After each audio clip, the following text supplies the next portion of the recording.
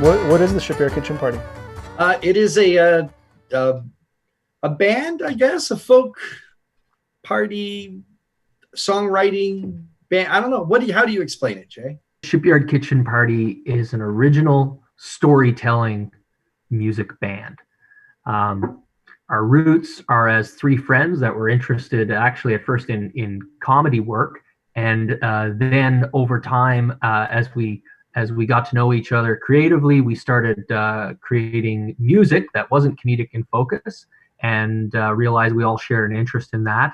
And that's what led to the creation of the band. And then as that interest in more serious music developed, we started to develop stories to kind of bring our music together. And that was the genesis of our sort of musical iteration of the band.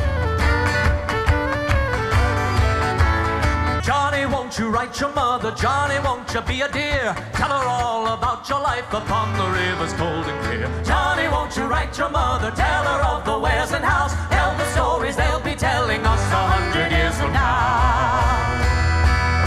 100 years from now. And these musicals are not only creatively more fun for us to do because we get to elongate that whole storytelling process, but from a marketing standpoint, it's very handy as a way to try to get a larger audience to become aware of our original music. Yeah, I would say I bring the bones of the song to the group, and then we might rearrange some of the bones, but then what we really do as a group is kind of put the flesh and the tissue, the meat on the bones of the song together.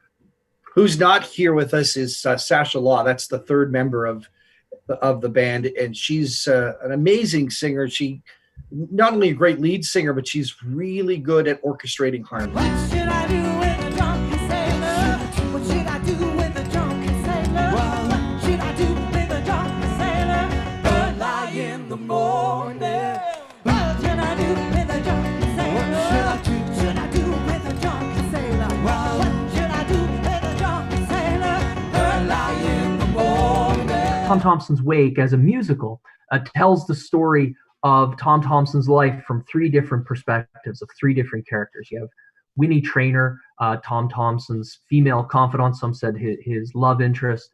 You have Larry Dixon, a guide who worked at the same lakes as Tom during his years in Algonquin Park. And you have A.Y. Jackson, a fellow painter who became a member of the Group of Seven and who was an artistic mentor to Tom. Tom Thompson's Ghost kind of kicks off the musical as a musical number, and it tells the story of some of the sort of fantastical happenings that are associated with Tom's death. They're total flights of whimsy on my part, but very often when you have someone famous die, people say, oh, and I remember the night that person died. It was strange. There were shooting stars. Each man recalls just where he was. The July day old Tom was lost. Ungodly things were seen and heard, they say. All the ground it shook and the summer leaves tumbled from the maple trees. Winter started early on that day. We chose to record Tom Thompson's Ghost at the Creator Space because we hoped that it would tell prospective audience members a bit about what the show would look and sound like. And so when we walked into the Ellie Shore Library to lay down the tracks for the song, and we saw that we were in the same room in the library as all the local works of art are in for display purposes, it really felt perfect because here we were singing a song about a great artist and we were surrounded by great art. The hunters died and the hunted killed. Silent hills cried out of pain. Blue skies filled with freezing rain.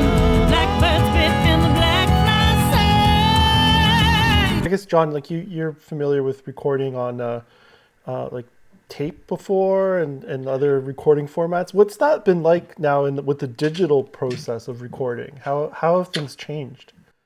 Yeah, thanks, Tom, for reminding me how old I am, and that, yes, indeed, I have had experience recording on tape and can edit by cutting tape. But in the digital universe, it certainly does change the game. But in many ways, certainly from the post-production side, it's a total game changer. The challenge for us is the type of music we chose to do. This song we chose to do, to really capture the energy of the performance, you had to play it together.